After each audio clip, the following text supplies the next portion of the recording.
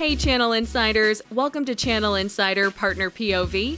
I'm Katie Bavoso, and today I'm interviewing Dawn Sizer, CEO of Third Element, an MSP focused on IT solutions and cybersecurity, catering to verticals like municipal government, law firms, and cannabis. We dig into the challenges of securing and serving this inconsistently regulated industry, as well as Dawn's approach to education as a value add and not a scare tactic. Welcome, Dawn. Hey, thanks for having me. Thank you so much for being on. We're here to talk all about you. We're here to talk all about Third Element. So why don't we start out with a description of your business? You are an MSP that is highly focused on IT support and cybersecurity. So talk to me a little bit about how long you've been in the market and what it is that you do and who you serve, Dawn. So we have been around since 2005, which is a long time in the MSP world. In fact, I don't even think the word MSP existed back then. No. So we were, a standard IT provider back in the day, right? Oh my gosh, like all the things that you do as a service provider, it's like the perception of the client sometimes drives where your business goes. And again, because we came out so early, we came out as a consulting group.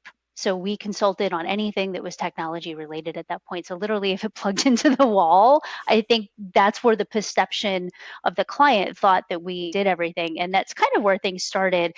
And then we got a little bit more focused, especially as security became more forefront. We actually started as a physical security group and moved. Yeah, I know, right? So we were a subsidiary of a physical security group originally, and we spun out into what we are now. But we were security focused, have always been security focused, which is a little bit different from everybody else when they started out with like, oh, we do break fix and we do this kind of thing. And now we have to add in security. And we're like, we've been there for a while. So yes, we were always focused on that. Yes, we've always been focused on clients that I think are probably labeled as more higher risk than others are. We do a lot of work in the law enforcement government area, especially in the local area. We do a lot of work for legal, and it's a lot of the folks that focus in on very specific legal aspects of things. And it's usually injury or workers' compensation or things that, PII and HIPAA and things that are along those lines that touches. And then we also do a lot of work in the cannabis industry, which is like the weirdest three things to focus on. Are we talking recreational or are we talking medicinal? Because they both depends on the state. Oh, really? Okay. Yeah. Yeah. So what is that like for you having to being able to serve that? Yeah, it's weird. Varies. It's weird. And it's interesting. To be fair, a lot of us that do what we do, we're puzzle solvers at heart, right? So it's okay, we're applying IT to a thing, whether it's, manufacturing, cultivation, retail, whatever variety that you have in that cannabis world there, it's, just applying IT to it. But it's the puzzle piece of it is of, what regulations are surrounding it for this particular area, and then the state, and then at the federal level, what does this all look like? What can we touch? What can't we touch? How does this look for us?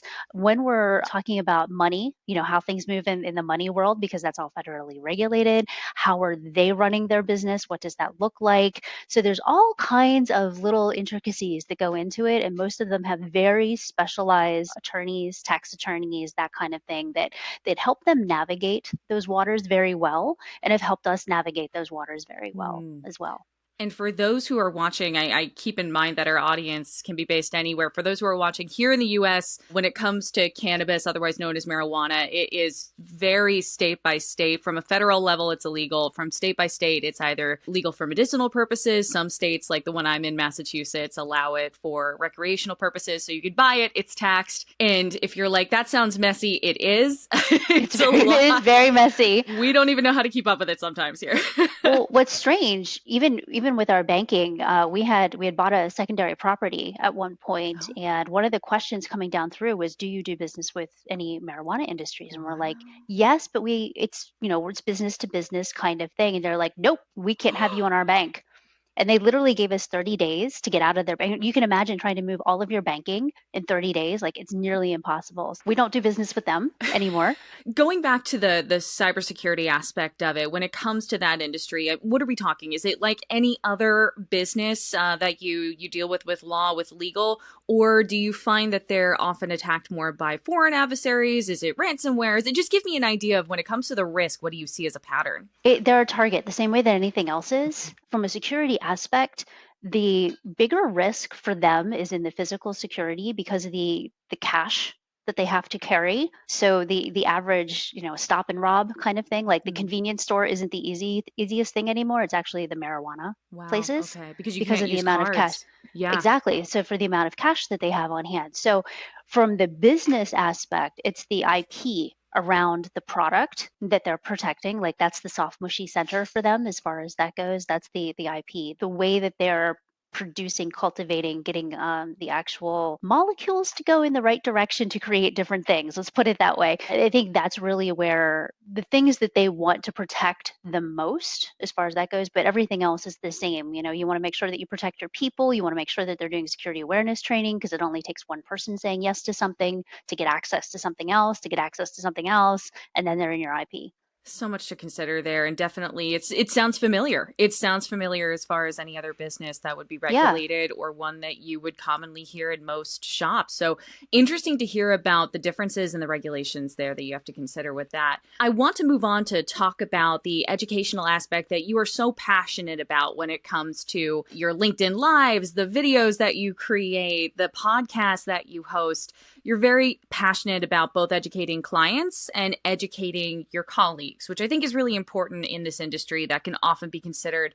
There's gatekeeping going on. I think that happens because people are worried about giving up to their competition. So I love the fact that you go in there and you're a voice of reason for the community. With that said, I was actually listening to a live stream on LinkedIn this morning, a replay of it that you did with DataStream Cyber Insurance about disaster preparedness and business continuity. One thing that you said that struck me was you said that cybersecurity and compliance can actually make a customer's businesses more valuable. And I stopped and thought about it because that was the first time I ever heard anybody put a positive spin on that side of it. If you can believe it, it's usually a doom and gloom kind of conversation of the Yeah. downtime, the data loss, you could lose your No. business.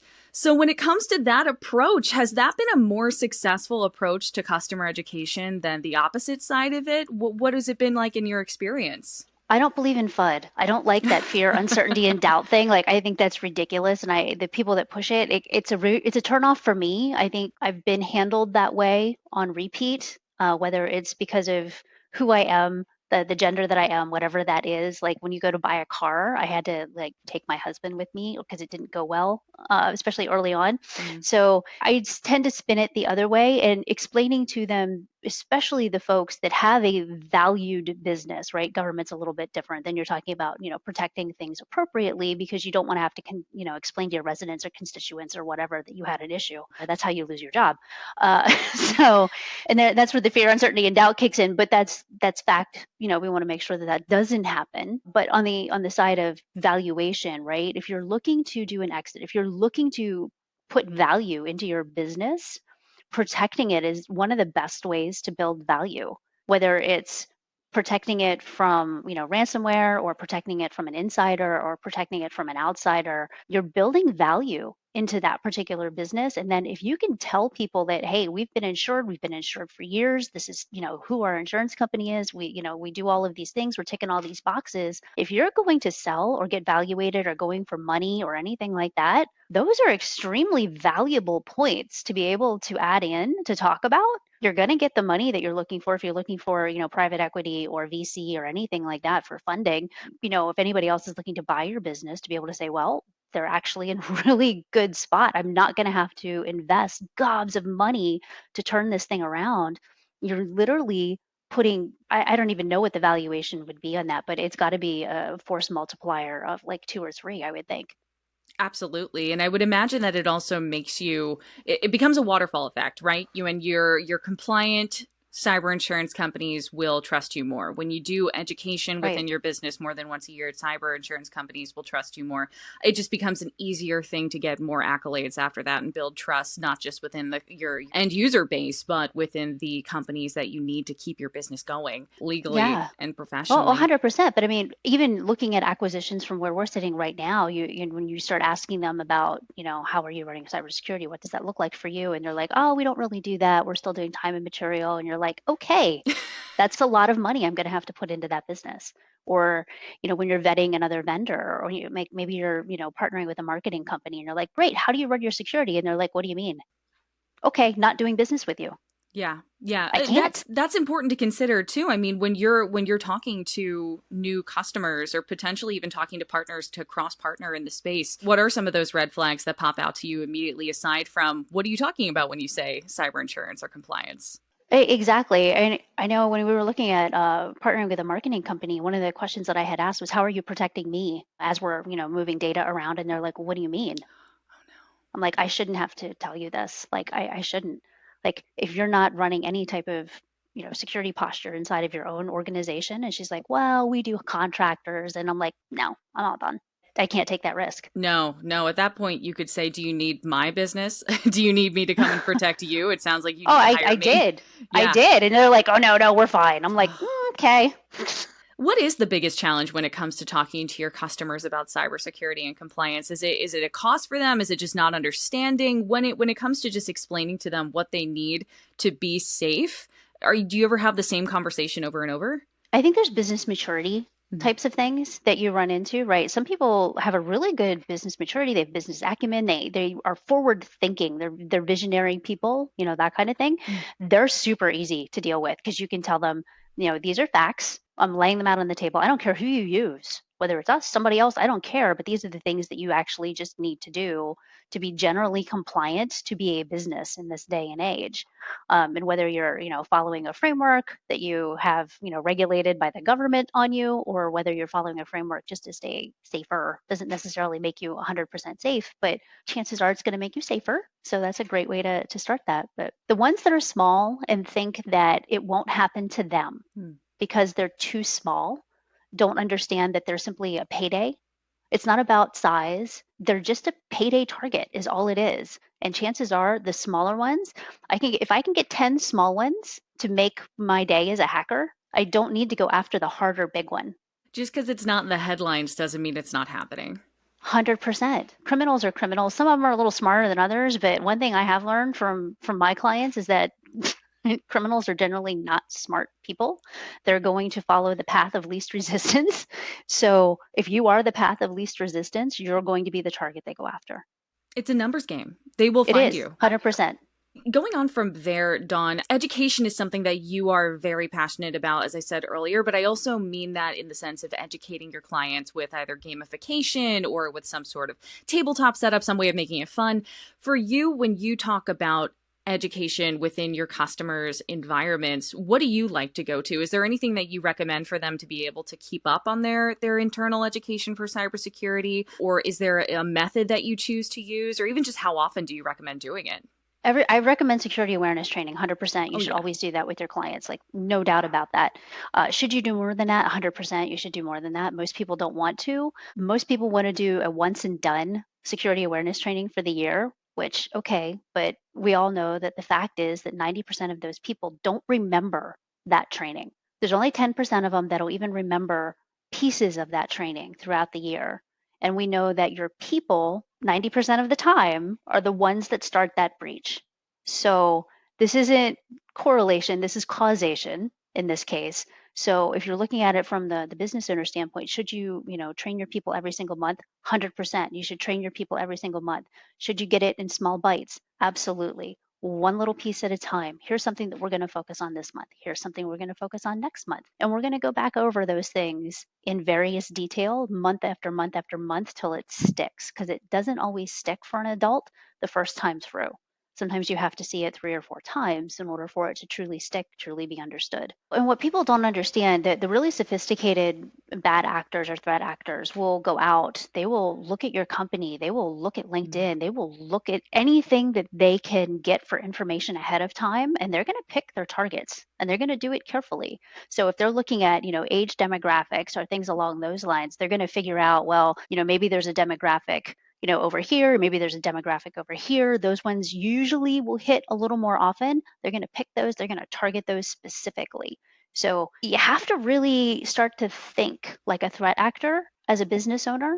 And the people that you want to protect the most, again, it's that whole like, what are we protecting? What data are we protecting?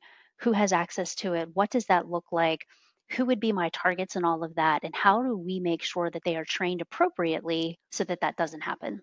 Especially in the age of AI, where anyone could make very quickly a scamming email or Oh, yeah. a link, something that looks very legitimate, and be able to send it to you. It no longer is about the spelling errors and the kind of like strange things about it that you can't quite put your finger on. They can bypass that. It's become a lot easier to fool people because of things like AI. Speaking of which, I did bring up AI. I know that it's something where you're building guardrails around it for your clients so that you don't say you can't use it, but you have to consider what you're using it for. Can you walk me through that conversation of how that's going with your clients right now? Has anybody come to you and said, well, we want to put Copilot on everything in our government office? And have you had to talk to them about why that's not okay? Yeah, we've had both sides of the house, right? We've had the government folks, we've had some legal folks, we've had a couple other people come in and say, look, we either really like this idea or we really hate it and don't ever want to see Mm-hmm. talk about it anything again, which totally fine. I get that, aspect of it as well. But the folks that are interested in it are typically interested in it, one, for mostly the right reasons, in how can we use this to make ourselves more efficient. So that's a great conversation starter on the efficiency piece. Like, great, here's what we need to consider for all of that. It's not going to make everyone more efficient. It's going to make your highly skilled people more efficient. So who's Mm-hmm. highly skilled in your organization? What are they doing? What are some of the tasks around AI that maybe we could use to make them more efficient? And then once we have that conversation framed a little bit, then it's great. Now what are we protecting? What are we protecting from the AI? You're like, oh wait, what do you mean we have to protect things from the AI? Well, you have IP, you have personal information, you have all of this stuff that you don't want AI to get access to. So then we talk to them about data loss prevention and categorizing all of their data and things along those lines. And once they kind of get it, then it's, oh, so all we have to do is form these little silos within our business and we can tell AI what it can and can't touch. That's really what it boils down to. And then you create a policy of what you can and can't use AI for, and make sure that other people understand in your organization that they can't just go out and use, ChatGPT or Claude or whatever that's out there for random things for the business, and what things they can use it for. Because you're gonna have to tell them they can use it for some things, but where data leaking is happening, that can't be a thing. So I think once they get that, the light bulb comes on, and then you have very deep and good conversations about protecting the data.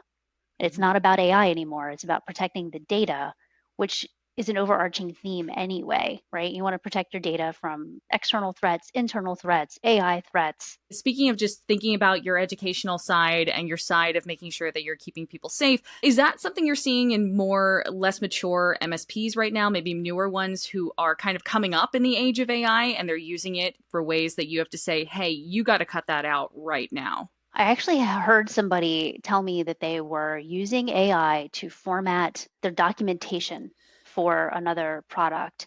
And like literally, it was at a conference and we all just like held our breath for a moment. And it was one of those moments of, oh my, I can't believe that just happened. And then we're like, did you sanitize the data first before you entered it into ChatGPT? And they're like, there was enough of a pause, like you knew they didn't.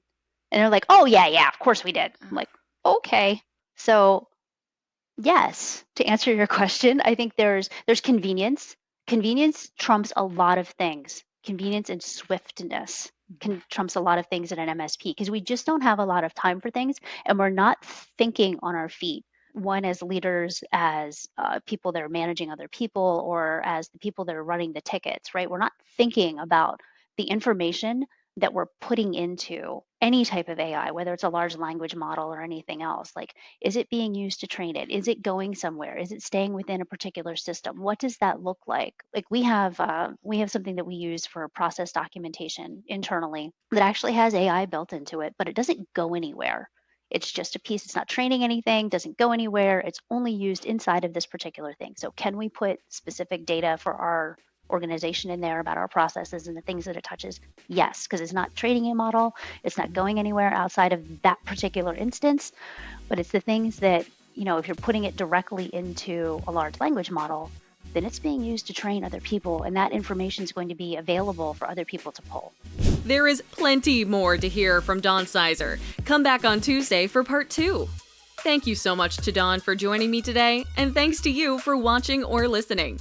You can check out every episode of Channel Insider Partner POV on channelinsider.com or on youtube.com/channelinsider_news and trends. You can also listen to us as a podcast wherever you listen to podcasts. Don't forget to like, subscribe, and follow to never miss an episode. And if you'd like to, come connect with us on social media at Channel Insider on LinkedIn and X, or me at Katie Bavoso on both platforms as well. Once again, I'm Katie Bavoso, and I'll see you next time.